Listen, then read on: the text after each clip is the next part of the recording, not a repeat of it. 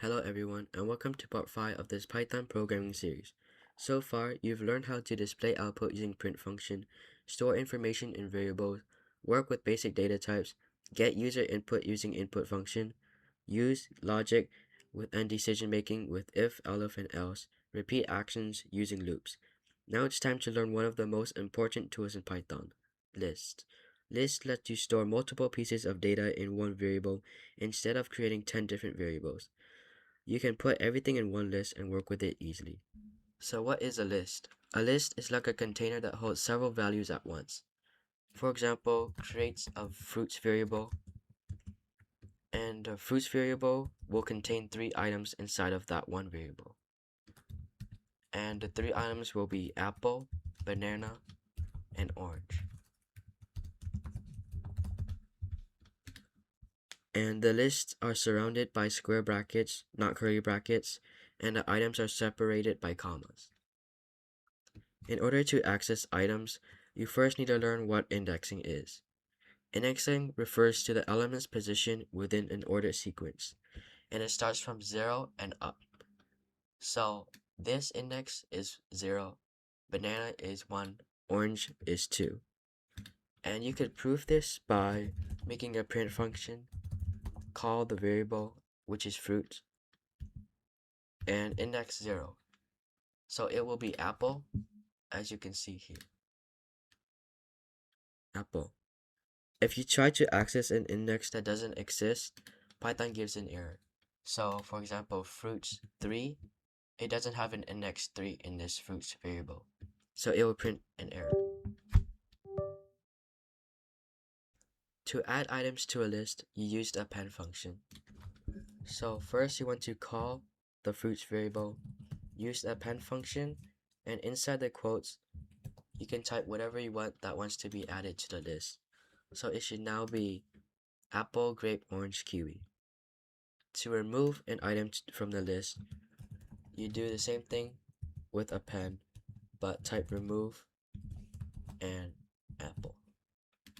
The other way is to call it pop, and when using pop, use the index number, not the name itself. So the output would be orange kiwi. One of the most powerful uses of lists is looping through them.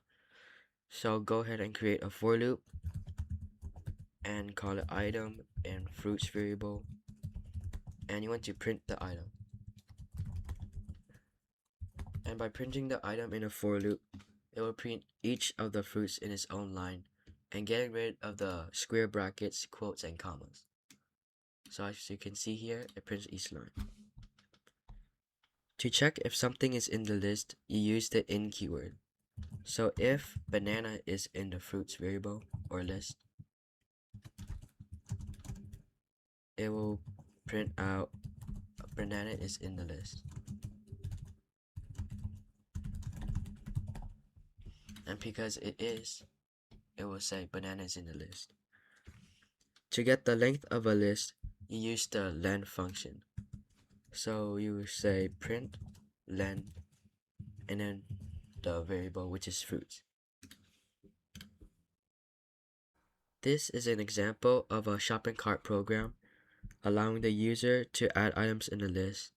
And as you can see here, the cart is the list name, and until the user types done, it'll keep asking you to add an item to a cart, and when you're done, it will print out the whole items inside of the cart list.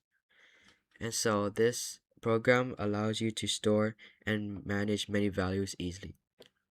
So now try it yourself. You can create a list of your favorite numbers, then print the list, change one value, add a new number, remove a number, loop through the list and print each value. And try making your own variations. So next up, in part 6, we'll learn about dictionaries, which allows you to store data using key value pairs. And before moving on, make sure you can create lists, access items in indexes, add and remove items, loop through a list, and check if something is inside a list. Thanks. Now it's time to learn another essential data structure called dictionaries. Up until now, we've used variables and lists to store data, but sometimes we want to store information in a more organized way. Like for example, If we're making a game, we want to store a player's name, health, or inventory data. So a dictionary lets us store information using labels instead of numbers. And those labels are called keys, which has a value attached to it. So here I'm creating a dictionary called player. Inside the curly braces, I'll be adding a key value pair. This first one will be name. This is the key. And to separate the key from the value, you have to put a colon. And then Alex will be the value.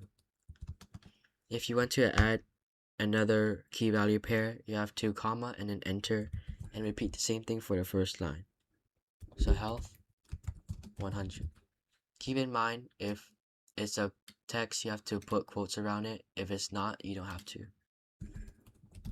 And for this case, inventory, this will be a list, and dictionaries can even store lists inside them, which makes it even more powerful. So square brackets, sword, and then shield. If you want to access items inside of the dictionary, you can call it by print function, player, square brackets, and then the key name, which will be name. And this print function will print Alex. If you want to change a value, you just have to call the dictionary, which will be player, square brackets, and the key you want to change the value in. And for this case will be health to 80.